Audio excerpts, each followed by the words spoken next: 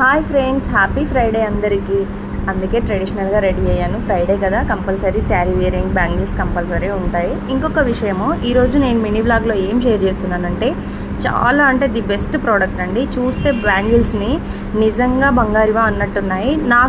నేను ఇదివరకు last year ఒక వీడియో చేశాను, మలబార్లో సిఎంఆర్లో రెండిట్లో తీసుకున్నాను కంగన్స్. అవి చేశాను, కానీ అంతకంటే బెటర్ అనిపించాయండి.